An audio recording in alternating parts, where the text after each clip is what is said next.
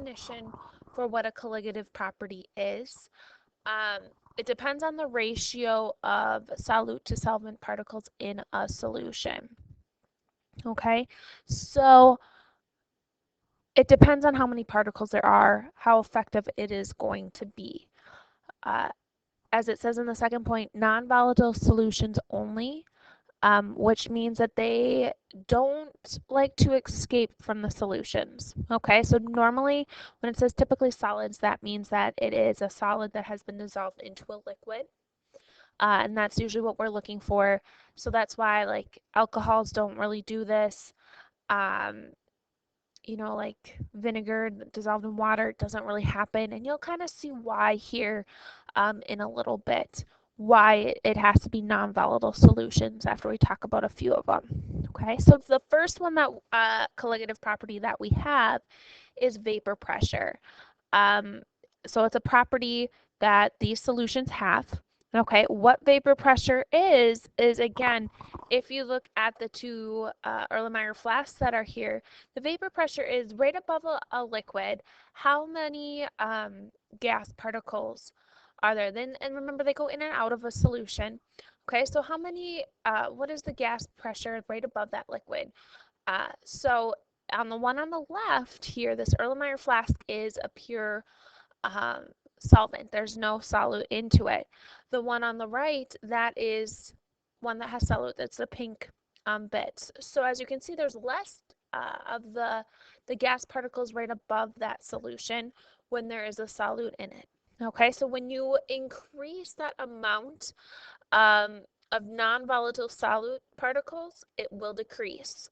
And the lower pressure, lower vapor pressure means it's less ability to vaporize. It's less ability to turn into that vapor into a gas particle.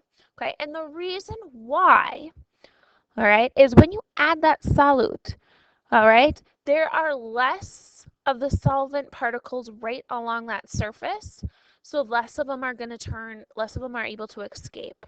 Okay, so they're kind of holding them in. They're kind of holding them hostage, those solute particles. All right, the one on the left here is again with no solute, and so the other particles, the solvent particles are able to go in and out very easily. When there's solute added into it, there's not as much surface area for those solvent particles to go through. So that means that the vapor pressure is actually going to be lower. It's going to be decreased when you have a solution. All right. The second one that we have is what's called boiling point elevation. Okay, so that's the second one.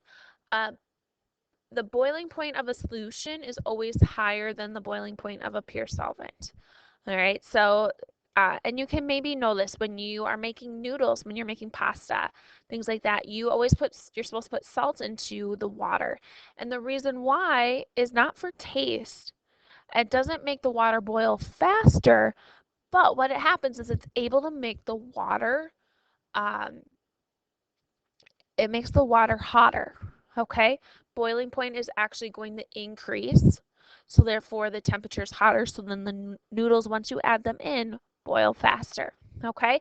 So what boiling point actually is when vapor pressure and atmospheric pressure are equal to one another.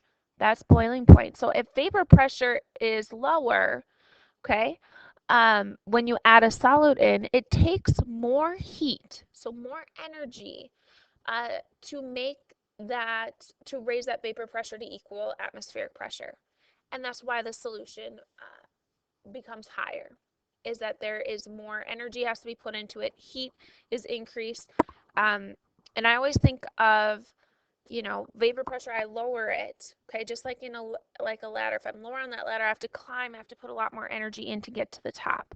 And that's what is happening here. They have to increase that ladder um, to reach up to that atmospheric pressure.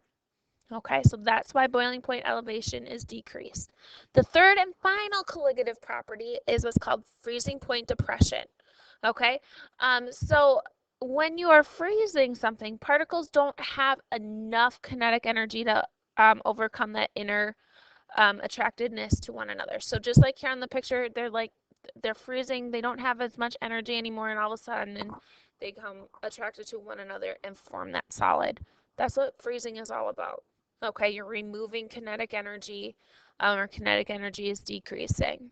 Okay, so when you have a solute in that solution, it actually is going to interact or it's going to interfere with that the particles being able to freeze to one another. Okay, so here's a picture.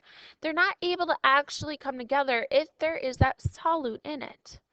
All right, so freezing point is always lower for a solution than it is of the pure solvent.